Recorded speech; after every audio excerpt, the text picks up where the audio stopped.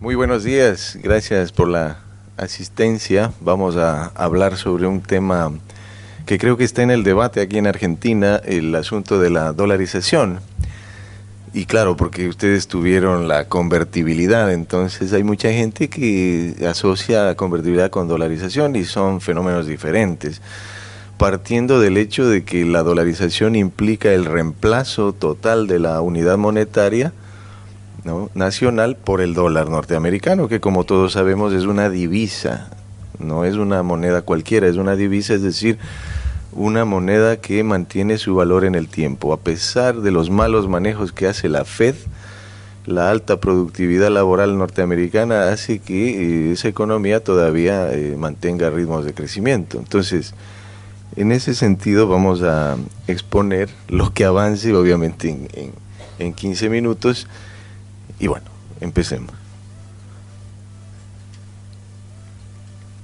No se mueve esto. Mucho si quiere, por aquí. Ah. Pollo, no importa. Bueno, en primer lugar, invitarles a que por favor miren mi tratado de macroeconomía y economía internacional que se está exhibiendo acá, y agradezco a Rodolfo de Unión Editorial de Argentina, que va a editar mis libros para Argentina. El próximo año voy a sacar el Tratado de Economía Política y Microeconomía. Esta vez saqué el Tratado de Macroeconomía. Ah, bueno. Bueno, soy economista, etcétera, ¿no? Sigamos. Dolarización es un proceso de anulación o sustitución monetaria, donde una economía reemplaza su moneda original por el dólar estadounidense, ya lo dijimos. Beneficios de la dolarización: se monetizó el déficit fiscal y hubo una devaluación del 400% anual. Eso es el antecedente, digamos. La dolarización en Ecuador fue de abajo hacia arriba, es decir, desde el ciudadano, no partió del poder político, no fue una decisión impuesta por el gobierno, sino asimilada por la ciudadanía, que ya realizaba sus transacciones en dólares como moneda de refugio en un 70%, se estima. Ha frenado la inflación, esto es importantísimo, eliminado el riesgo cambiario y ha dado certidumbre en el tiempo a las decisiones de los agentes. A raíz de la dolarización aumentó la compra de bienes de consumo duradero y la compra-venta de bienes inmuebles, que son bienes de inversión. Sigamos. Ha sido apoyada por el 85% de la población. Actualmente se hizo una encuesta por parte de Sedatos y tiene más apoyo que cualquier político la dolarización, ¿sí?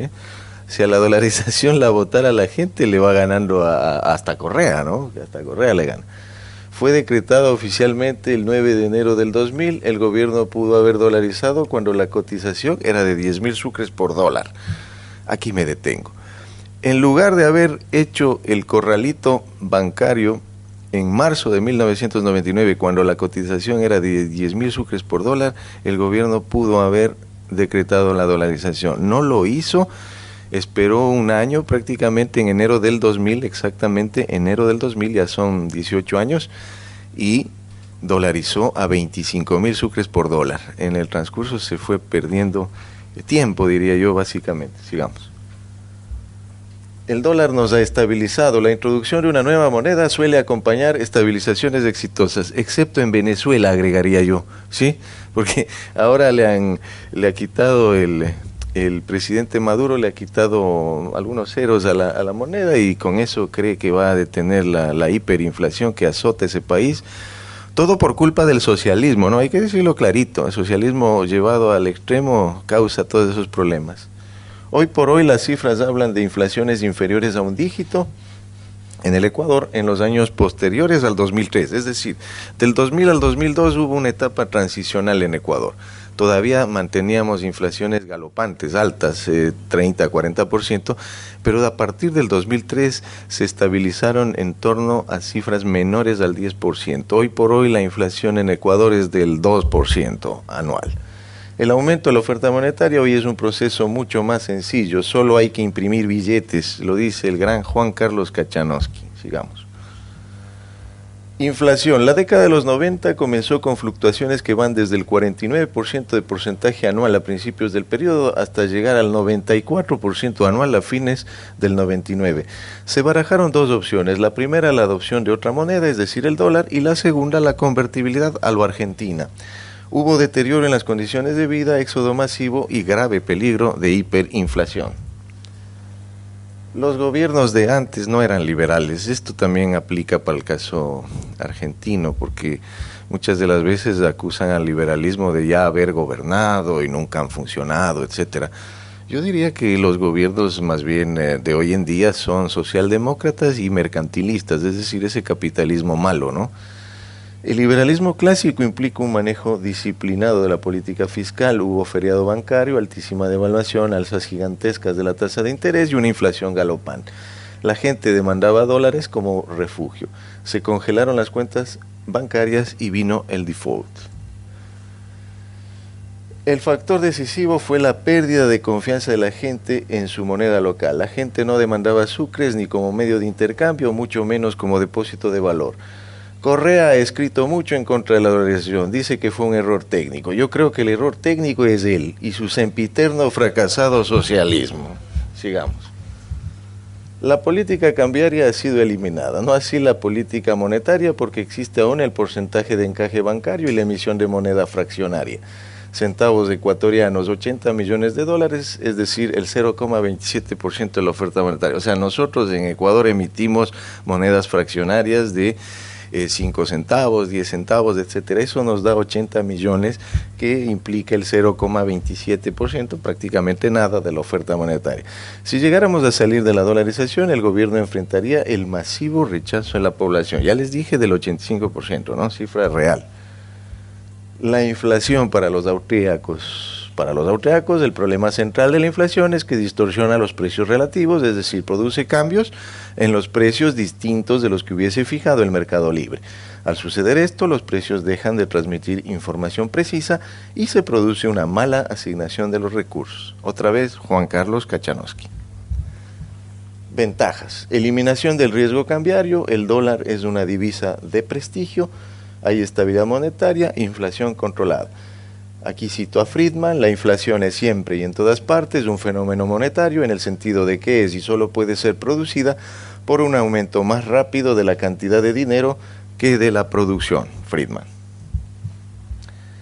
Más seguridad financiera para los empresarios, o sea, flujos de caja realistas, posibilidad para las familias de endeudarse a más largo plazo, ha subido la compra de bienes de consumo duradero y de bienes de inversión. Los importadores y consumidores también se benefician o nos beneficiamos de la dolarización. Inconvenientes. Pérdida de señoreaje, diferencia entre precio de venta y costo del billete.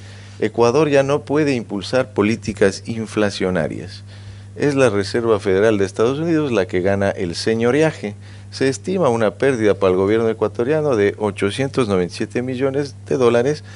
536 ya se produjo por el canje de sucres a dólares en el año 2000 y 361 millones por renuncia de ingresos en el tiempo. Sigamos.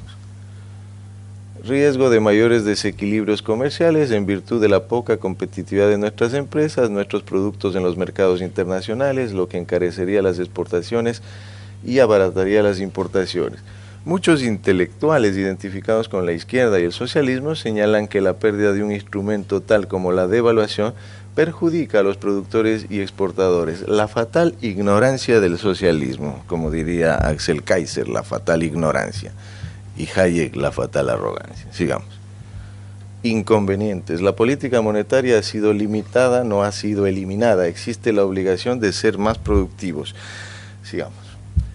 Impacto en el comercio exterior. Veamos que es falso eso que acusan de que la dolarización nos ha vuelto poco competitivos. Ni antes ni después, en los periodos 96-2003, 2012-2015, se registró un saldo favorable en la cuenta comercial, a excepción del 99, donde las exportaciones, el 99 es el año de la peor crisis en la economía ecuatoriana, donde las exportaciones cayeron el 9%, pero las importaciones el 47%. Miren, cayeron exportaciones e importaciones. Se han incrementado las importaciones no petroleras, pero no han caído las exportaciones no petroleras. Correa creía en las devaluaciones competitivas. Si eran tan acertadas estas medidas, ¿por qué el Ecuador del pasado no fue competitivo por la vía de pérdida del valor del sucre? Seamos como Zimbabue entonces, ¿no? Sigamos devaluando. Una moneda es fuerte cuando la economía es manejada responsablemente. Sigamos. Impacto en crecimiento. Ecuador ha crecido más en dolarización que en la época del sucre. Analicemos, 1994 a 1999, época del sucre, del tan añorado por la izquierda sucre, 0,74%. Del 2000 al 2005, 5,15%, 2006 al 2011, 4,6%. Miren cómo crecemos. Más bien en la época de Correa crecimos menos. Y les voy a dar una cifra rapidita, que no está ahí. Del 2000 al 2006 crecimos el 5,2%, etapa precorreísta, 5,2%, verificadísimo. Y del 2007 al 2007 el 3,4%. Nuestra población crece en el 1,5%, es decir, hubo un crecimiento superior en el 1,9% en la época de Correa y de alrededor del 4 puntos en la época pre-Correa y con menos gasto público. Tuvimos 25% de tamaño del Estado frente al PIB del 2000 al 2006 y el señor Correa se encargó de subirle al 40% con el cuento del multiplicador, el acelerador y toda esa cuestión keynesiana. Sigamos. Impacto en inflación. La inflación en Ecuador se divide claramente en dos etapas. Antes de la dolarización, inflaciones galopantes muy altas y después inflaciones altas al inicio, etcétera. Ya dijimos, sigamos. En desempleo. En el 99 el porcentaje de desempleo total fue el más alto del periodo, 16,20. Esto fue en la época del sucre, ¿no? A raíz del dólar ha descendido a porcentajes de entre el 4, 5 y el 7%. A diciembre del 2017 la ocupación plena fue 54%, existiendo un subempleo del 40%. Eso hay que trabajar. Sigamos. Crítica a la keynesiana curva de Phillips. La política keynesiana es inflacionaria y recesiva, como lo certifica la estanflación de los años 70 en los países occidentales y para los que no tuvo respuesta, la keynesiana curva de Phillips. Por eso invito a leer a Adrián Rabier En busca del pleno empleo y la curva de Phillips austriaca. Un saludo, Adrián. Sigamos. En busca del pleno empleo, un gran libro. El porcentaje de pobres en el Ecuador se ha reducido del 64% en el 99 al 25% en el 2017. Gracias a Correa. Ahí está. La dolarización, mi amigo, basta de creer en cuentos. Sigamos. El gasto público reduce la pobreza. Para nada. Los países que han avanzado en reducir la pobreza mantienen gobiernos pequeños. Chile es un ejemplo cuando su gasto público frente al PIB se ha ubicado entre el 20 y el 26 del PIB, desde el 2000 hasta el 2017. Y la pobreza se ha reducido del 39% en el 90 al 12% en 2017. Eso es todo. Sigamos. Conclusiones. Son mucho más sus beneficios que sus inconvenientes. Antes los gobiernos usaban al Banco Central como caja chica. Es urgente reducir el gasto del 40 actual al 20-25 como máximo. Las devaluaciones competitivas no funcionan. No hay tal pérdida de soberanía. La dolarización no es perfecta, pero sí le ha otorgado estabilidad económica, política, financiera y social al país en estos 18 años de vigencia de la medida en el Ecuador. Pregunto, ¿qué precio tendría actualmente el dólar con respecto al sucre si fue de 25.000 sucres por dólar? ¿Habría sido posible que la clase media sea propietaria de vehículos o viviendas que han elevado su calidad de vida? Gracias, hasta pronto. Le habilitamos unos pocos minutos de preguntas. Empiezo allá y sigo ahí. ¿Puede ser? ¿Por ahí? Allá empezamos, ¿puede ser? Ahí está. A ver. Breve la pregunta, breve la respuesta, por favor. Pregunta breve. Me llama la atención que, por ejemplo, en un lugar como Panamá, con economía dolarizada, hay una calidad y una creciente oferta bancaria. Y al mismo tiempo en un lugar no dolarizado como Chile, también hay una creciente oferta bancaria muy interesante. Aunque Panamá sigue siendo mucho más interesante que Chile. Pero no sé mucho sobre cuál ha sido la evolución de la oferta bancaria en una economía dolarizada como la de Ecuador. Si hubiera sido positiva la evolución bancaria en el Ecuador, ¿qué le falta? Pablo. Sí, hay mucho intervencionismo del gobierno, ¿no? Eso se lo aceleró en la etapa Correa, digamos, Y ese intervencionismo es el que lleva a que se promulguen muchas leyes malas anti-inversión, ¿no? Por ejemplo, se crearon impuestos nuevos, impuesto a la salida de divisas, se creó una serie de restricciones y no existe realmente una oferta bancaria positiva. Es excelente la pregunta. Justamente en el caso panameño, ellos no tienen tan legalizada la dolarización, sino lo que sí, hace 100 años tienen dólar allá en Panamá, y por lo tanto, digamos, hay una gran diferencia. De hecho, cuando Correa decía que por el dólar no crecemos, esa era la tesis de Correa, decía, uy, devuélvame en el sucre y van a ver, ¿no? Entonces, el hombre creía que con emitir moneda ya estaba resuelto el problema. Y resulta que Panamá crecía al 6%, retomando la pregunta, y nosotros crecíamos al 3% en promedio, como vieron ahí. Entonces, en conclusión, falta, digamos, hay un exceso de intervencionismo estatal en Ecuador, como pasa en toda América Latina. Acá hay otra pregunta. Eso. Bueno, muy bien. Un concepto y una pregunta corta, ¿no? Sí sé que Correa, antes de ser presidente, él como tiene un académico doctor, y tiene un doctorado en economía, ¿no? Tuvo un debate con Marco Naranjo, que es uno de los que defendió la organización, ¿no? La pregunta es la siguiente, ¿no? ¿Cómo manejan ustedes la tasa de interés y la inflación? ¿No? ¿Tienen un sistema de meta explícita de inflación? Y también, ¿cómo manejan el tema de las reservas? Por ejemplo, si baja el precio del petróleo y ustedes no tienen dólares, ¿cómo tienen reservas internacionales netas? Sí, muy buena pregunta. Vamos por partes. Correa podrá ser doctor en economía, pero de la mala economía, digamos. O sea, yo preferiría ser economista nada más de la escuela austríaca y listo. Correa nos quedó debiendo como economista. Como político extraordinario, convenció a tanta gente. Bueno, hasta ahora tiene su 30%, como tiene Cristina aquí en Argentina. 30%, parece que es el número preferido del socialismo. Y por ese motivo yo diría que hizo una crítica, digamos, desde su posición, ¿no? Respecto a la pregunta, esta es importantísimo. Correa siempre se negó a él les llamaba fonditos, a todo lo que son reservas, como por ejemplo tiene Chile, ¿no? Tiene Chile, tienen Noruega, tienen el petróleo, etcétera. Es importantísimo eso, no lo tenemos nosotros. Lo que sí hoy en día se observa en el presidente Moreno que hay un deseo de bajar el tamaño del Estado. Esperemos que lo consiga, porque hasta ahora solamente ha sido palabras nada más. Esperamos que ya se pongan a trabajar en ese tema porque es importante bajar el gasto público. Me quedan muy poco tiempo. Cortita la pregunta, cortita la respuesta. Tengo una ahí y después voy ahí. Y la última. El problema de competitividad no tiene más que ver con los aranceles que con el tipo de cambio, ¿no cree usted? El problema de competitividad más bien tiene que ver con la productividad, y en ese tema estamos debiendo, digamos, en toda América Latina hay problemas de productividad.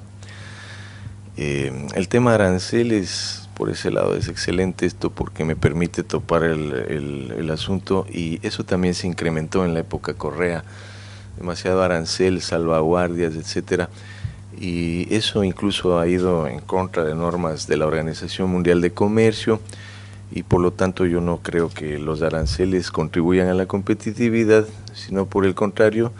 Si usted me pregunta a mí, yo desmontaría todos los aranceles y me abriría unilateralmente al mundo, algo tipo Hong Kong. Muchas gracias. La última cortita, por favor. ¿Tuvieron que pedir permiso a Estados Unidos para dolarizar y cómo fue el trámite?